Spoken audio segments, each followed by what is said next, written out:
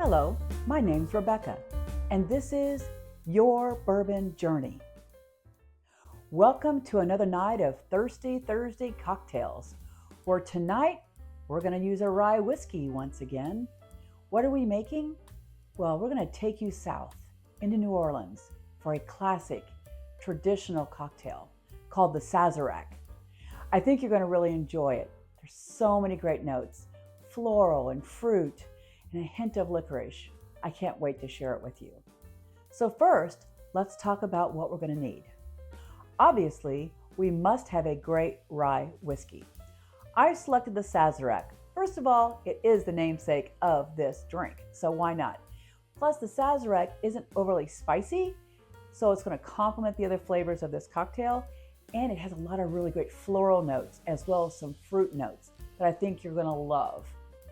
The other thing we're going to add, which sometimes people use cognac and sometimes brandy, sometimes just all rye, but I'm going to use partially brandy. We're using a very base level brandy, nothing fancy, but not a fruit brandy either. Just a basic brandy is what we're using.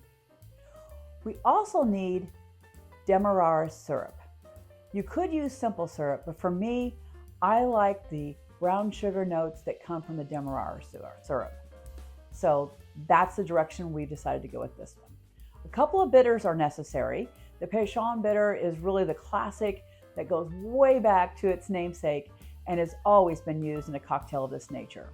We're also going to use some aromatic bitters because they bring forward more of these aromatic notes that you're just going to love when you pick this cocktail up and put it near your nose.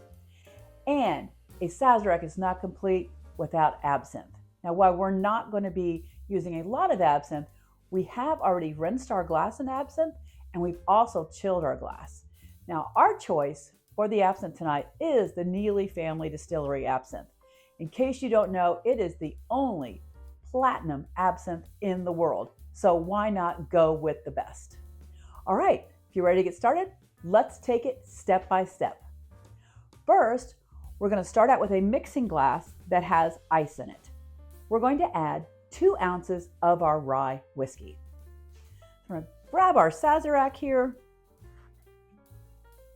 and 2 nice ounces of this. I'm only making 1 cocktail this evening. 2 ounces is all we're going to need. There we go. Now for the brandy, we only need a 1/2 ounce of brandy. It just adds some extra floral notes that I think you're going to really appreciate. It's a pretty heavy bottle, but we're going to do a 1/2 ounce. Just like that. Now for the Demerara syrup, you could use a teaspoon, perhaps a heavy bar spoon, but I like to measure with my jigger, and I'm going to use a 1/4 ounce of the Demerara syrup. So think that you're going downhill, right? We've got 2 ounces, a 1/2 ounce, and a 1/4 ounce. This is so we keep everything in a really nice balance for the flavor profile. There we go. That's going to be awesome. Now, very important, the Peychaud bitters, we're going to use five drops. So I don't want to like splash it in with dashes, because that might be a little bit too much. So we're going to carefully measure 5 good drops of the Peychaud. There we go. And I love the smell of this one. It has these hints of anise and licorice, almost like a good and plenty, because it's got a sweet note to it as well. And the Angostura bitters, these are a great aromatic component. We only need 2 dashes of the aromatics. 2 drops, I should say. I'm trying to keep it pretty slim. Just the perfect balance. Now we are going to stir. So we want to chill this. We've already got the glass chilled and rinsed with the absinthe. And for me, I just like to rinse the glass with the absinthe and then put it in the freezer for a few moments while I'm getting everything else prepared for the cocktail. Then it's nice and chilled when it comes out, and you're going to appreciate that for this drink. So we're going to use it. We're going to have it straight up. So it's going to be neat.